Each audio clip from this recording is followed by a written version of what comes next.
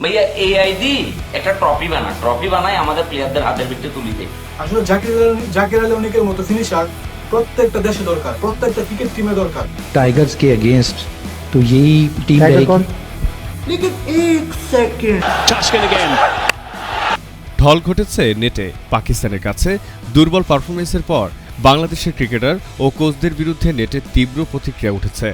Social মিডিয়ায় অনেকে বলছেন এই হার অক্ষমতা নয়, অহংকারের ফল। খেলায় উঠে এসেছে ব্যাট হাতে অনিশ্চয়তা এবং ফিল্ডিংয়ের ভুল। যারা পুরো ম্যাচটি উপভোগ করেছিলেন তারা সোশ্যাল মিডিয়ায় সেটি দ্রুত ছড়িয়ে দিয়েছেন।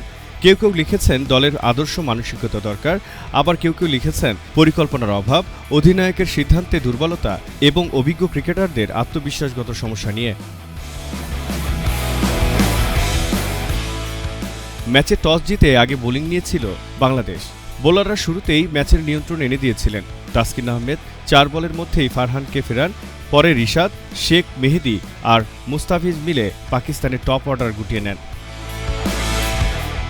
এক পর্যায়ে 49 রানে 5 উইকেট হারিয়ে ধুঁকছিল সালমান আগার দল।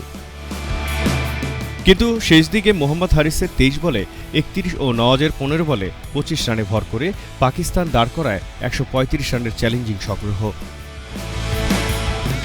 বাংলাদেশের হয়ে তাসকিন ঝলমলে ছিলেন 4 ওভারে 28 রানে নেন 3 উইকেট। রিশাদ ও মোস্তাফিজও পেয়েছেন 2টি করে উইকেট। লক্ষ্য তারায় নামতেই ভেঙে পড়ে বাংলাদেশের ব্যাটিং লাইন আপ। ইমন শূন্য হাতে ফেরার পর হৃদয়ও ব্যর্থ। ভারতের বিপক্ষে হাফ সেঞ্চুরি করা সাইফ খেলেন মাত্র 28 রানের ইনিংস। একে একে নুরুল হাসান, মেহেদী, জাকের আলী ফিরে গেলে কার্যত ম্যাচ থেকে ছিটকে যায় বাংলাদেশ। তবে প্রশ্ন হলো বাংলাদেশের ক্রিকেটে কেন এত দুর্বলতা? অনেকেই বলছেন এই হার শ্রেণীর ব্যবধান দেখিয়ে দিয়েছে, যেখানে পরিকল্পনা, মানসিকতা ও প্রস্তুতির ঘাটতি স্পষ্ট। কিছু পন্থায় সমালোচকরা দলের সিলেকশন পলিসি, অধিনায়কের জোন্স ও ক্রিকেট বোর্ডের অবহেলাকে দায়ী করছেন। ক্রিকেটে হার বিজয় স্বাভাবিক, তবে এখন প্রশ্ন হলো এই হার থেকে শিক্ষা নিয়ে দল কত দ্রুত ফিরে আসতে পারবে, বিশেষ করে সিরিজ ও টুর্নামেন্টগুলোর বাকি ম্যাচে।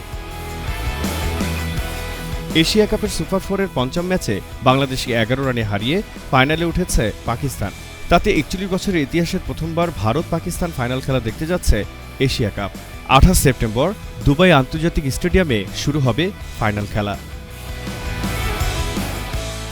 জহিরুল ইসলাম, নিরপেক্ষ।